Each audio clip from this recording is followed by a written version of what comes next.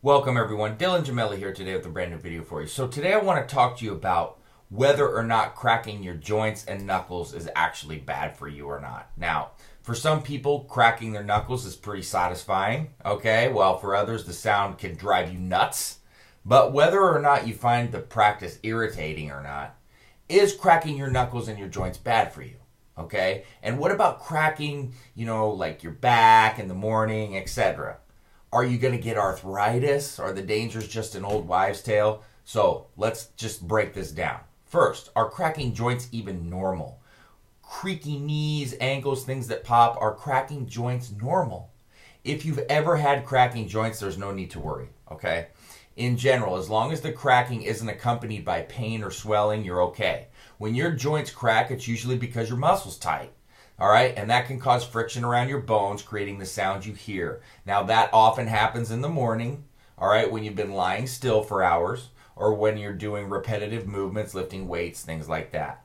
So, when tendons rub a joint, they can also make a sound, and that's partially why your joints will crack more as you age, because the cartilage around them is kind of wearing down, which then results in noisier joints than usual.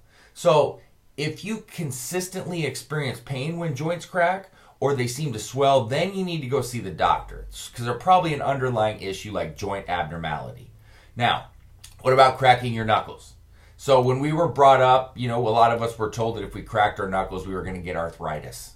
So, knuckle poppers, guess what? Cracking your knuckles isn't bad for you, okay? Here's what actually happens when you crack your knuckles.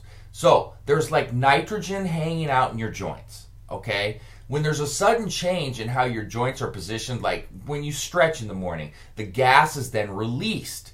So that makes the popping sound that you hear. It's the fast movement that's key here. If you tried to crack your knuckles with slow movements, it just wouldn't work. So throughout the years, cracking your knuckles has gotten a bad rap. There was a 1990 study that was done, all right, and it found that people who cracked their knuckles had poor lower grip strength and were more likely to have hand swelling. But, all right, that's been debunked. There was a study from 2017 that knuckle crackers didn't have more swelling or weakness for people who didn't crack. Another released in the same year that it didn't affect grip, strength, or any of the above, okay? And those claims about arthritis, they don't stand up to science either. All right, there was a 2011 study published in the Journal of American, Board of Family Medicine, and it found that there was no difference in rates of arthritis between people who cracked their knuckles frequently and people that did not. All right, knuckle cracking can be annoying, but it's not going to cause arthritis. Now, what about your neck, back, ankles, knees, things like that? Fine for knuckles, but what about cracking your other joints? All right, when it comes to your back and neck, it might feel good, and you could be doing more harm than good at the same time. If your back and neck are naturally cracking, that's all good, okay? But if you're purposefully cracking these, you're at risk for things like overstretched ligaments, misalignment in your back, or pulled muscles, all of which are likely to restrict your mobility and cause more pain. And on top of that, you're providing temporary relief from what's likely to be an issue that requires some professional attention. A chiropractor will help figure out what's going on. So for instance, did you know that if your core is weak, you might experience back pain? So a skilled professional is going to be able to, kind of dial in what's happening and help you straighten out or stabilize the area that's hurting. Gentle yoga stretches are also great for releasing your back without the side effects of, back and neck cracking.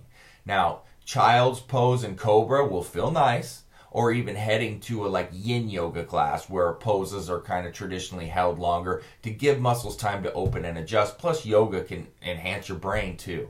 All right, and your knees and ankles. Well, popping these joints at will is a little more difficult than, say, cracking your neck or your back. So the potential for injury is actually a lot slimmer. Now, like your knuckles, cracking knees and ankles is fine if you're not experiencing pain. If you do find yourself in pain, get yourself to a doctor. Otherwise, remember to keep moving, exercise regularly, incorporate strength and resistance training to help strengthen your joints, and that's going to minimize your risk of injuring yourself. Now, if you need to keep things low impact, swimming and walking are great options. Regular movement comes with a bonus too, okay? It can help you lose weight or keep pounds off, both of which reduce stress on your joints, making them less likely to ache. So, my friends, that is, in a nutshell, whether or not cracking joints, knuckles, etc. is good or bad for you. So that being said, www.elitefitness.com/videos is where you can see all of my new and old videos, updated daily, uncut and uncensored. www.icearms.com/forums and Dylan@icearms.com is where you can get me with all questions and comments. So that being said, stay tuned for plenty more to come. Dylan Gemelli signing off.